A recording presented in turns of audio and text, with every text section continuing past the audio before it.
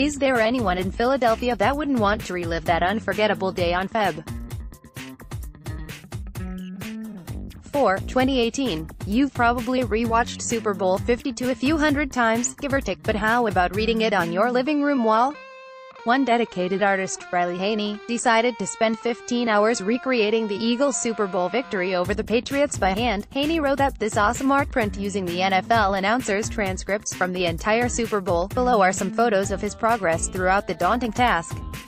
Now you can read NFL announcers Chris Collinsworth and Al Michaels' words, even when they were overpraising Tom Brady, in beautiful cursive with arguably the most memorable play, the Philly special, in green. We know this took an absurd amount of pens and maybe the looming threat of tendinitis, but the artist's commitment to the cause is admirable. If you want to pick up a copy of this awesome 24x18 print for yourself, you can find it on Etsy.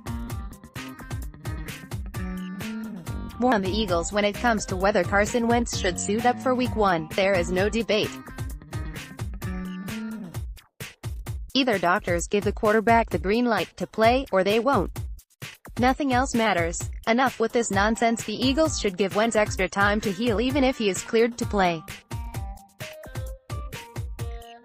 At that point, doctors are literally saying he's 100%. He isn't going to get any more healed than that.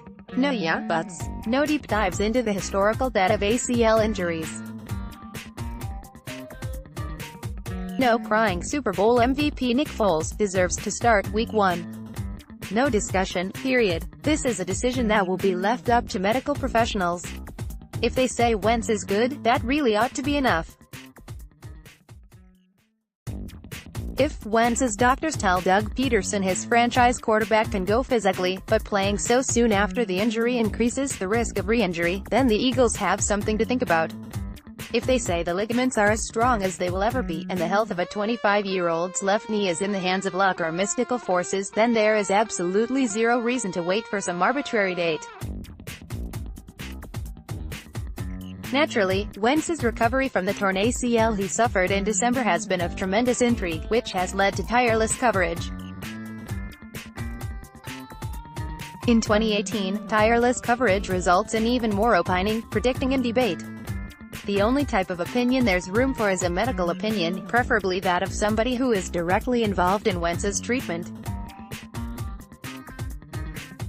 The Eagles have tried pouring cold water on this cycle all along, repeatedly telling reporters over the course of many months there's a plan for Wentz's rehab, and doctors will ultimately inform the team when he's ready.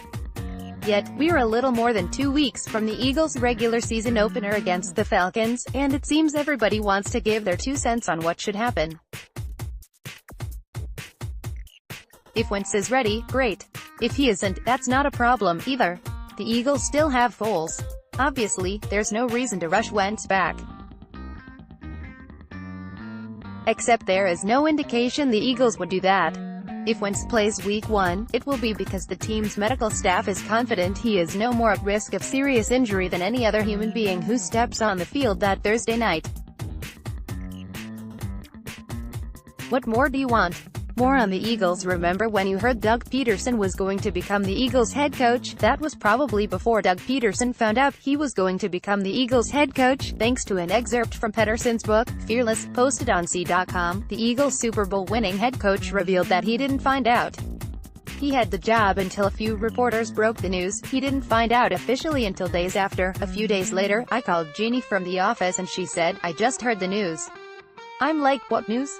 She said, "Ian Rappaport and Adam Schefter are saying you're going to be the next head coach of the Eagles."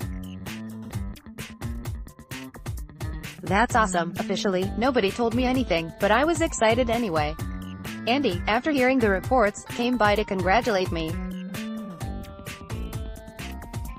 I hadn't heard from Howie or Jeffrey though. We lost to New England that Saturday night.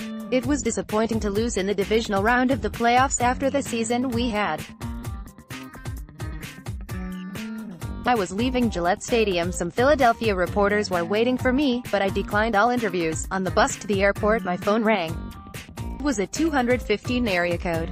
I didn't recognize the number, but I picked up and it was Jeffrey Lurie on the other end. He said he was sorry for the loss, but it was a great season. Then we talked about my interview, and he told me how impressed he was. He said he wanted to officially extend the offer to me to become head coach of the Philadelphia Eagles. I was thinking, heck yeah, I'd love to accept the job. The whole excerpt is pretty interesting. Peterson admits to hearing rumors that he wasn't the first choice for the job and even details the interview process he went through with Jeff Lurie and the Eagles front office. They even made him give a mock speech to the Eagles brass as if they were players in their first spring meeting with him as head coach. Fast forward a couple years and Peterson is now extended through the 2022 season. He's also a legend in Philly. More on the Eagles.